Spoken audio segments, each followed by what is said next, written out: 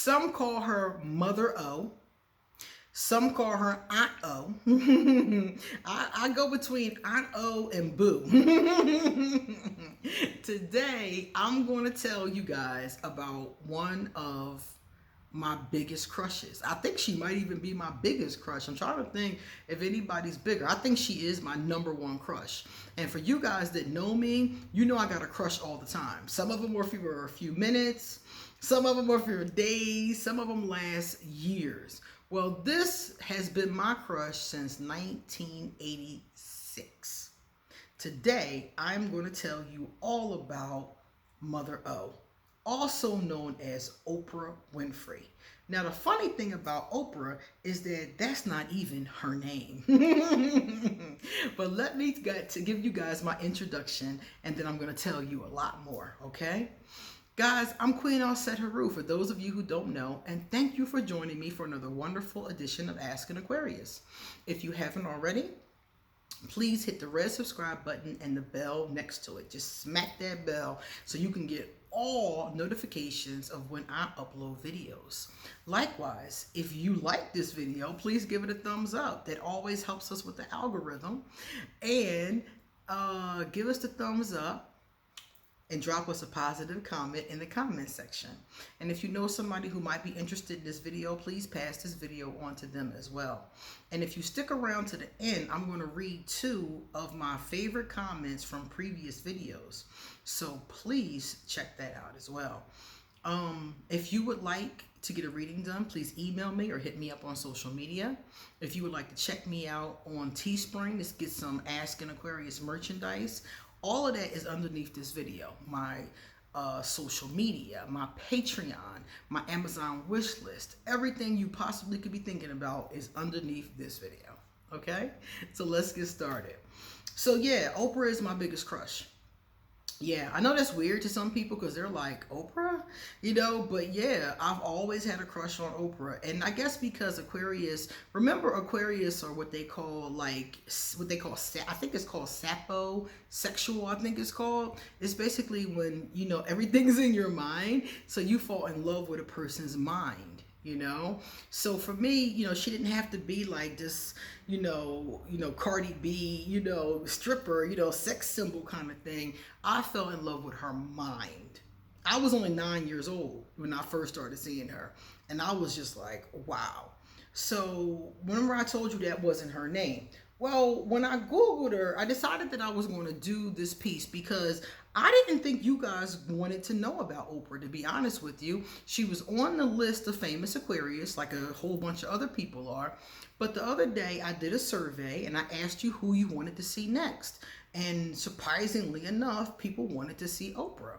So I know a lot about her, so I didn't have to do much digging. But what I did do was I dug into her scandals. I didn't know a lot about her scandals. I knew a lot about her life and what she had accomplished, but I didn't know much about her scandals. And every Aquarius got some scandals, so I had to really dig and look at those. So let's talk about the first part. Her name was Oprah. O-R-P-A-H, Oprah Gail Winfrey. Now, apparently what happened was she lived in a place in rural Mississippi with her grandmother. And her grandmother only had a 3rd grade education.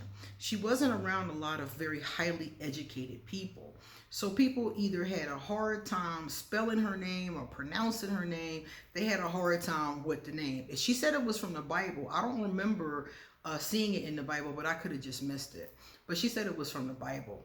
So some kind of way, on her birth certificate, it says Oprah, but everybody started to call her Oprah, and it stuck. So she kept it. Oprah was born on January 29th, 1954.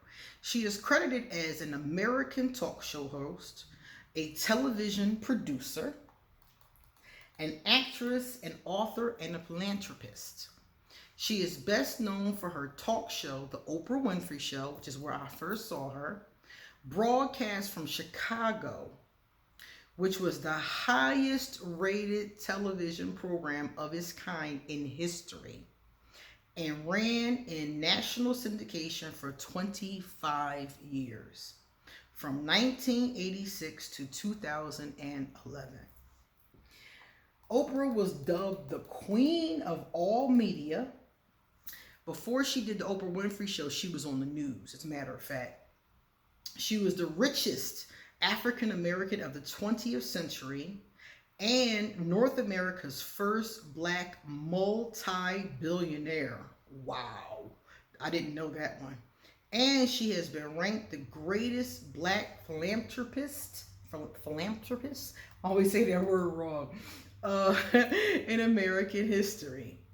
By 2007, she was often ranked as the most influential woman in the world. Now, these are all her accolades and the wonderful things about her. She's an amazing person. But people don't realize that this woman was born into poverty. And I'm not talking about the kind of poverty where you don't have any dessert with dinner. I'm talking about poverty where there's nothing for you to wear, so your grandmother takes a bag, literally a rice bag, or she said that they would just take, something like some kind of bag, pillowcase, something like that, and use it to make a dress. Okay, the kind of poverty where she slept on the porch because there wasn't enough room for her in the house. The kind of poverty where there was no running water for the first 6 years of her life. So she came from the kind of poverty that most of us can't even imagine. I can't even imagine that kind of poverty. And I grew up in a home where we didn't have a lot of money, but we had running water, we had electricity, we went to private school, we ate every day, we didn't have like extra money for the luxuries that my friends had. But in comparison to this, when I say I grew up without a lot, and compared to her, I grew up with a lot, So by the time she was 6 years old, her mother, because she was, her mother and father were not married. So, and her mother was a young girl. So by the time she was 6 years old, her mother had moved up north and she took her with her. So that's how she ended up leaving her grandmother's house and going to her mom. And she says that her grandmother was the one that gave her the strong foundation that she was later able to fall back on. She taught her how to read. Oprah was reading by the time she was like 3-4 years old, which is interesting because I was too. And her grandmother is the one that pushed education and values and things along those lines. So that difficult time did not stop when she left her grandmother's house. It just new things started to happen. She's in Milwaukee with her mother. She's going from place to place. Her mom was kind of unstable in that way. She was sexually assaulted many times. The first time she was 9, and it was a cousin. And then she said that she was assaulted many times after that. And then what happens with a lot of young girls happened with her is because she was assaulted, she started to be promiscuous. A lot of times when a young girl, and I'm not sure about guys, I didn't read the statistics on men, but a lot of times when a young girl is violated as young as she was, either they become totally rigid and don't want to do anything sexual, or they become overly sexual. Both of those responses are very common. So in her case, she says she became promiscuous, and by the time she was 14, she was pregnant. So she gave birth to a baby boy that she named Canaan, and unfortunately, he was premature and he died at birth. So can you imagine being raped as a 9-year-old child, continuously molested by other family members and friends of the family, then starting to take your own sexuality and starting to rebel and have sex and do things on your own and get pregnant and have your baby die. So all of this before the age of 14. I'm like, my God. So after that happened, Oprah was sent to live with her father. And her father was very strict. And her father is the one who continued to mold her and shape her. And he told her after she lost her baby, he said, you have an opportunity to now follow the dreams that you have been holding on to. So after that happened, she started really listening to her father. Her father was very strict, and he really started to get her into her education. And education, like myself, is what saved her. She started getting into it. She started getting good grades. She started getting scholarships. She started getting noticed. She ended up with a job. Very young. I think she was like 17 years old with her job when she was on the radio. Then she went from radio to television by the time she was 19. So education and her father's strict upbringing, and she said she couldn't stand. She couldn't stand at the time because remember I said she's Aquarius. And Aquarius, they want to rebel. They want to, act out. They want to go places. They want to do things. And she said she just knew her father wasn't having it, so she had to behave. So she, like a regular Aquarius, got into books, got into reading, got into her education.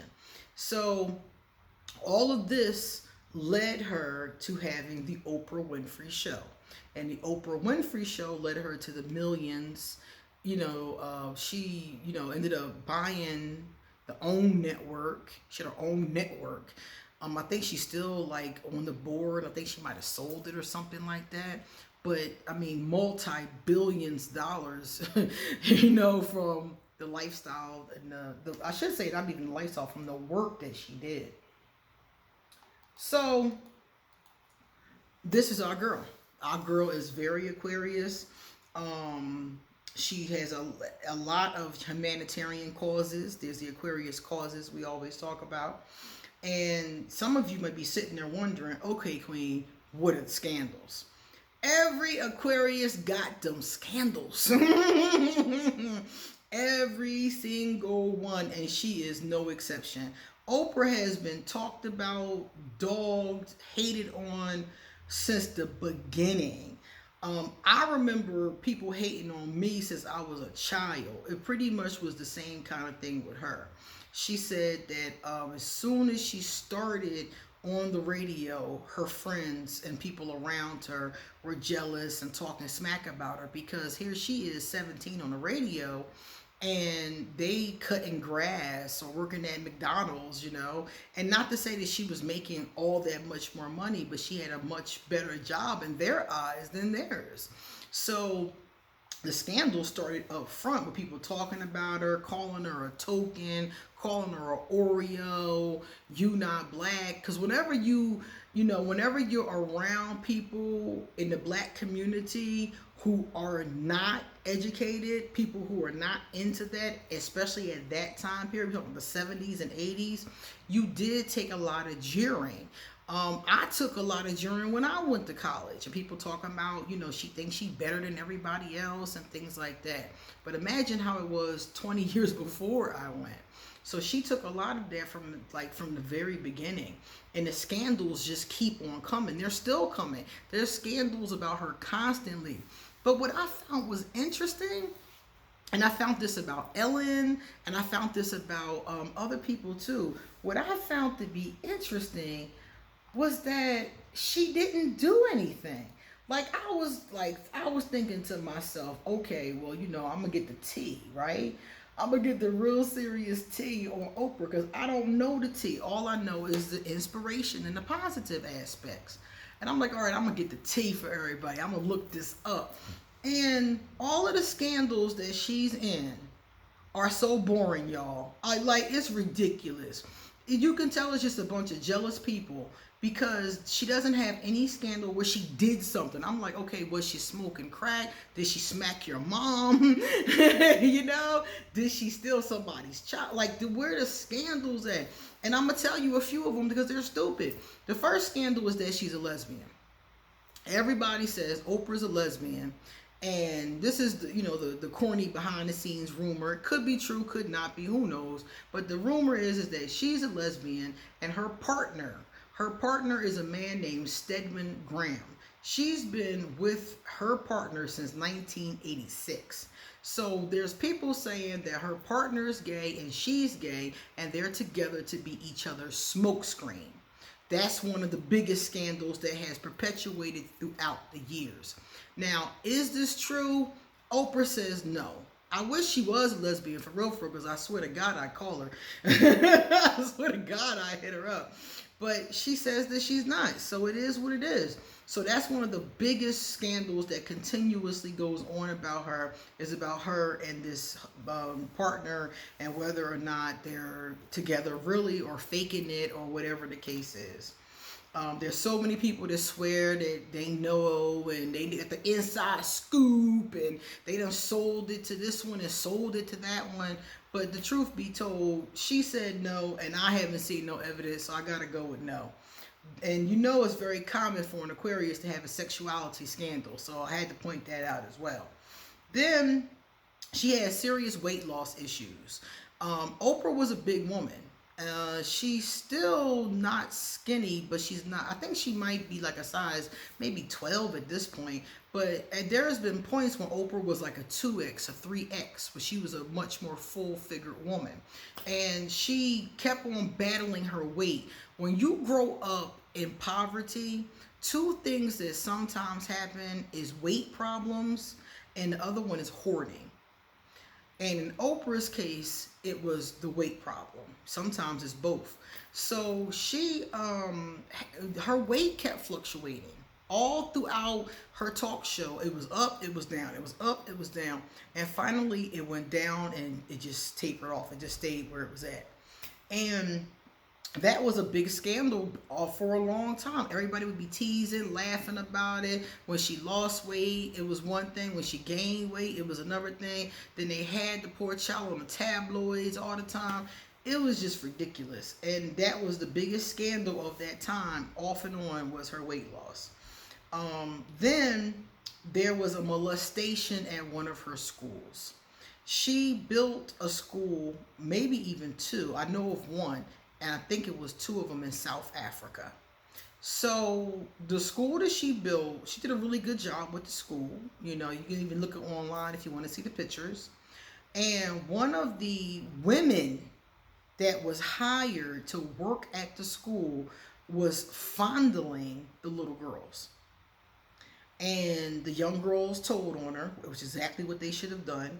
And Oprah was devastated to find out this happened. They did prosecute. The woman was acquitted. I'm not sure why she was acquitted, but Oprah was very devastated that she wasn't put in jail. So again, this is a big scandal, but it wasn't her fault. She wasn't even there. The school's in South Africa. Oprah was in Chicago when this went on. So, you know, she went there, she set things up, she, you know, made sure everything was running smoothly financially. They set up the grounds and did everything they were supposed to do for the school. The school was gorgeous. I've seen pictures of the inside of it. It's gorgeous.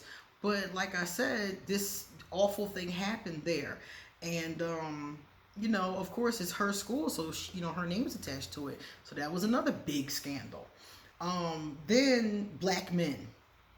A lot of black men are very angry with Oprah, and some black women too. But the black women are more so angry because they feel like Oprah went from catering to the black community to catering to the white community. And I don't really think that's what it was, because I watched the show. I watched the show when it was on live. And it didn't seem to me that she went from that. It seemed to me that she changed. Oprah grew over time, the same way that most people should grow. Between 1986 and 2011, you should have grown at least a little bit. And she did. She grew spiritually. She started to have a relationship, a friendship with Iyanla Vanzant, which is what happened with me. Oprah, the whole reason why I came into spirituality is because of Oprah Winfrey. Oprah Winfrey had Iyanla Vanzant on the show. And Vanzant had just wrote another book. And it was on Oprah's book club. And I was gifted the book from a friend who was watching the show. And that book is called The Value in the Valley by Iyanla Vanzant. Is the book that led me to become a priestess. So she was, you know, really getting into her own spiritual thing and learning more about it and what she believed and things along those lines. And as time progressed, the show changed because she stopped having on sensational type topics. Like, for example, she would have on the show KKK and the skinheads and against the Black Power group, and they're on the stage arguing, stuff like that. She came to a point where she decided that she didn't want to do stuff like that anymore. She didn't want to give negativity a platform. I say that all the time.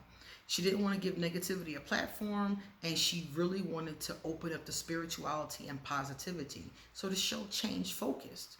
It changed from those arguments and them fights and that kind of stuff to more spiritual, more uplifting, health conscious, all kinds of different stuff like that, more positive. She wanted to give more positive information. And that's what her show, her magazine, her podcast now, they all represent that. So it wasn't really so much her, going from black to white. It was her going from negative to positive. And back when she was doing negative, it wasn't just one culture. She had skinheads on. She had different people on. Some of the time she had people on who were in affairs, couples, families, and it was positive things going on then too. But she just made sure she gave more positive focus moving forward. So that's why the show changed. Now, black men, they in general were complaining because they were saying that she did not have enough hip hop artists on the show. So certain black men in hip hop were very upset about that. And I was thinking to myself, it probably has to do with the fact that she probably isn't into hip hop. Oprah has said a lot of times about the negative lyrics, some of those kind of things that she's not feeling. So if she ain't feeling it, she ain't feeling it. I'm not going to have you on my show either if I'm not feeling you. That would be fake. And then you're going to be saying I'm fake. I wouldn't have somebody on my show either that was doing things I didn't believe in. So some of them are angry about that. And also, they said that she's harder on black men than she is on other men because there was a situation with Harvey Weinstein. Harvey Weinstein was this guy who was like a producer, big wig in Hollywood, big wig on television, big wig in movies. Quentin Tarantino got rich underneath of Harvey. And Harvey was arrested and he was charged with sexual misconduct. So people are like, black men are like, well, when he was, brought up on charges, she wasn't as hard on him as she might have been on, say, a black man. Such as like, somebody else who might have done the same types of behaviors, and they're saying she wasn't the same way. For example, Michael Jackson. They're like, oh, well, she condemned Michael Jackson and had his survivors talking about him and he was dead and blah, blah, blah. But when it was Weinstein, when it was Harvey, she didn't say anything. And then people are like, I think she knew about what Harvey was doing. And I'm just like, none of this is really fair. Because I'm looking for tea and I'm looking for stuff I don't know. And I'm like, none of this is really fair because number one, how are you going to say that she knew about it? I used to work at this place and the janitor was accused of soliciting the young girls for sex. And I didn't know. I mean, I saw him every day. He was so nice. Y'all, he was so nice. He was a really nice guy. I never would have pegged him for a pervert. So how did she know? She might have heard rumors. I mean, you hear rumors about things all the time. I remember when I was living in Philadelphia, when I was younger, we heard rumors about Bill Cosby. We heard about what he was doing, but nobody had any evidence of what he was doing. So just because you hear a rumor about something doesn't mean you know for a fact that it's going on and can, do anything about it. So I think that a lot of this criticism and these scandals, she ain't doing nothing. I didn't find her to do anything that would be really awful. Now, the Monique is an actress. And Monique said that she's angry at Oprah because a whole bunch of different reasons. But when I researched it, I found out that she's angry with her because she booked her family. She had Monique's family on her show. And they said whatever they said. I didn't watch the show that day. And Monique is angry that she had her family on the show without her consent, when in reality, she really didn't have to. So after that happened, the bad blood was already there. And then Monique, every time you turn around, is attacking Oprah. Attacking Oprah or Lee Daniels or Tyler Perry or somebody for what is going on or going wrong in her situation. So again, all of these people haters. I didn't see anything that she did, you know? I just saw personal attacks, arguments, people who don't agree with her philosophy, dumb stuff like that. But as far as like, did she do anything? I was looking for some dirt and I didn't find any, which is a good thing. It's a good thing. I mean, like, you know, she had some, you know, promiscuity things go on and things like that, but it's nothing that I would, you know, say, you know, she's a bad person or she's an evil being. I heard somebody call her demonic, and I'm like, none of this evidence supports a person who's demonic. She's given and given and given and given and given. I mean, all kinds of stuff. Giving people scholarships to college, building the schools, giving gifts. One time she gave her audience a new car. Every person in the audience, she gave them a new car as a gift. And there was people complaining that they didn't want the car because they had to pay taxes and insurance on it. Somebody gave you a brand new car and you're complaining because you got to pay taxes and insurance on it? Like, wow, you know? So a lot of the criticism, I didn't see any valid criticism, and I was really looking for it because I wanted to know. And I'm like, you know, is there things about her I don't know? Have I overlooked this demonic behavior? And I came to find that she's a typical Aquarius that has been vilified, you know, demonized at this point, by people who are jealous of her. How many Aquarius can, how many Aquarius have this testimony? You know, it's a very common testimony. And I look to see, what does she actually do, you know? And I've come to find that she is a workaholic. She's been a workaholic since day one. 12, 13-hour days since before the Oprah Winfrey show. So she has been a workaholic ever since she was like 17 years old. And she reads, like I do, you know, constantly, more than one book at a time. That's apparently an Aquarius thing. So if you're an Aquarius, get you 2 or 3 books, because you got to read more than one at a time. And she feeds her dogs and hangs out by the lanai. I mean, I didn't find any evidence of like partying or drugs or beating somebody up, or I didn't find any of that. I didn't even find any evidence, like they called it demonic. I'm like, well, did she go to the Church of Satan? Like, did she do nothing? I found nothing. For all intents and purposes, we're talking about a bookworm who likes to stay home and drink mint tea. That's what we're talking about here. This is this woman that they some claim online is demonic. But that is Oprah Winfrey. That's the scandals and the good, the bad, and the ugly.